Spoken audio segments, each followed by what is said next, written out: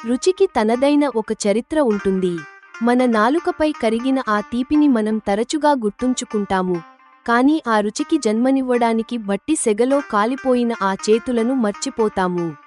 The 70s soul my వారాసివని days series నేటి ఎపిసోడ్లో రచయిత రాజేష్ గారు అటువంటి మూగ కర్మయోగిని మనకు పరిచయం చేస్తున్నారు.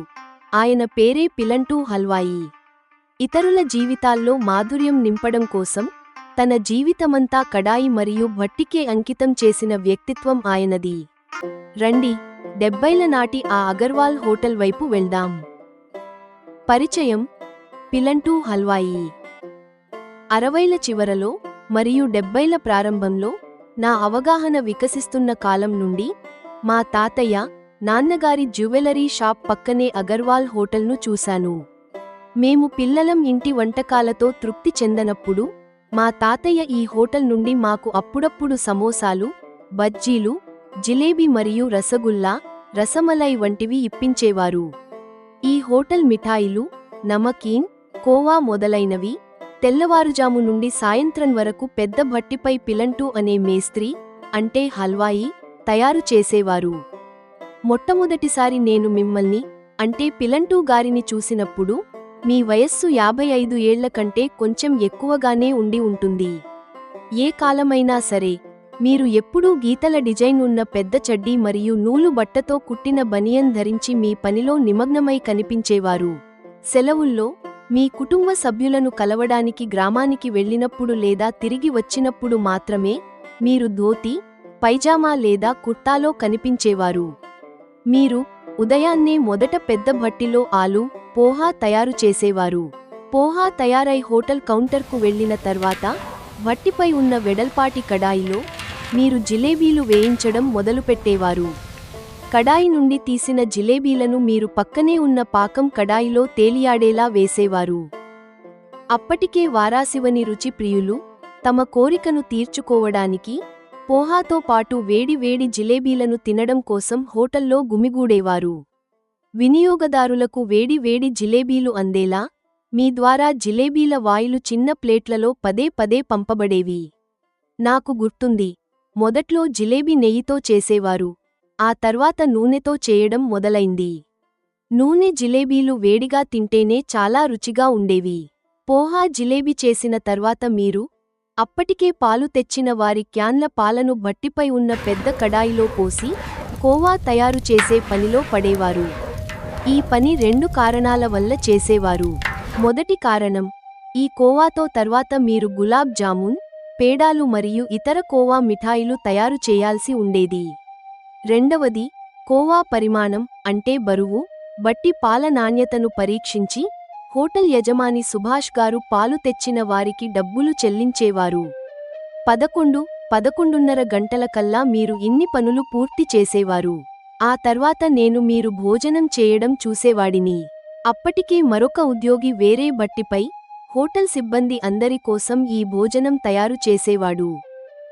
హోటల్లో అమ్మకానికి మీరు ఎన్నో రకాల నమకీన్ వంటకాలు చేసేవారు, కానీ మీ ప్లేట్లో, అంటే థాలీలో భోజనంగా చాలా అన్నం, ఆలూ కూర, ఒక ఉల్లిపాయ మరియు పచ్చిమిర్చిని నేను చూసేవాడిని. మీరు ఎప్పుడైనా పేడ, జిలేబీ లేదా రసగుల్లా వంటివి తినడం నేను చూసినట్లు నాకు గుర్తు లేదు. వర్షాకాలం తప్ప మిగిలిన సమయాల్లో మీరు మీ భోజనాన్ని బయటే చేసేవారు. ఇక్కడ నేను ఒకటి ఒప్పుకోవాలి, ఇంట్లో ప్లేట్లో ఎన్నో రకాల వంటకాలు ఉన్నప్పటికీ మీ ఆ సాదాసీదా భోజనాన్ని చూసి కూడా నా నోరూరుతుండేది. బహుశా నేను ఎంత తిన్నా ఆకలితో ఉండే బాలుడిని కాబోలు. మీకు దొరికే కొద్దిపాటి ఖాళీ సమయంలో బహుశా మీరు కునుకు తీసేవారు. మళ్లీ మధ్యాహ్నం సమయం చివడా చేసే సమయం. అలాగే దాలియా, దాల్మోత్ మరియు సేవ్, పపడి వంటివి కూడా రోజులు మార్చి రోజులు మీరు తయారు చేసేవారు. మీరు ప్రతి పనిని అందులో మునిగిపోయి ఎంతో తన్మయత్వంతో చేసేవారు. ఆ తర్వాత సమయం, పేడాలు మరియు కేసరి పేడాలు చేసే సమయం. ఈ పనిని కూడా మీరు బయట కూర్చునే చేసేవారు. నాకు గుర్తుంది, మీ నోట్లో అప్పుడు ఒక్క లేదా అటువంటిది ఏదో ఉండేది, పని చేస్తూనే దాన్ని నమిలేవారు. ప్రతిరోజూ కాలకృత్యాల కోసం మీరు లోటా పట్టుకుని మా ఇంటి వెనుక ఉన్న చిన్న చెరువు వైపు వెళ్లడం కనిపించేది. క్రమం తప్పకుండా స్నానం మా ఇంటి దగ్గర ఉన్న పెద్ద బావి వద్ద చేసేవారు. అదే సమయంలో మీరు మునుపటి రోజు బట్టలు కూడా ఉతుక్కునేవారు. సుభాష్ గారు ఇతర ఉద్యోగులపై అప్పుడప్పుడు అరిచేవారు, కానీ మీపై ఎవరైనా అరిచినట్లు నాకు గుర్తు లేదు. నేను ఏళ్ల తరబడి హోటల్లో మీ ఈ దినచర్యకు సాక్షిగా ఉండేవాడిని. ఆ తర్వాత నేను ఇంజనీరింగ్ చదవడానికి మరియు ఉద్యోగం రీత్యా బయట ఉండటం మొదలుపెట్టాను. ఆ కారణంగా మీరు ఎప్పుడు ఈ పని వదిలేశారో నాకు గుర్తు లేదు. 40-45 ఏళ్లు గడిచిన తర్వాత ఇప్పుడు మీరు బతికే ఉన్నారో లేదో అని నాకు అనుమానం.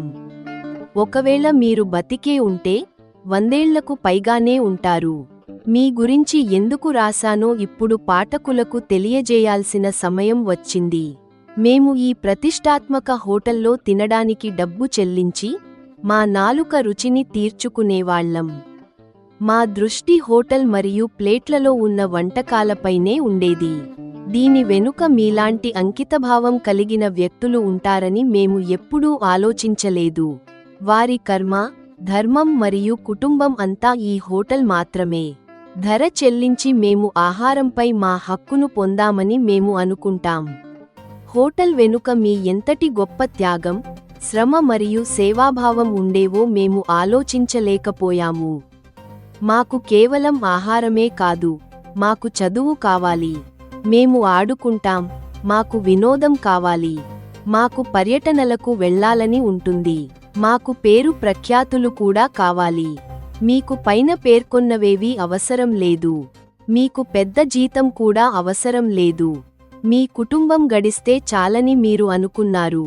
ఇంత తక్కువ అంచనాలతో ఇంతటి అపారమైన అవకాశాలున్న మానవ జీవితాన్ని ఒకరు ఎలా గడుపుతారో మేము ఆలోచించము. మీరు చేసిన ఎన్నో రకాల నమకీన్, మిఠాయిలు నేను తిన్నాను.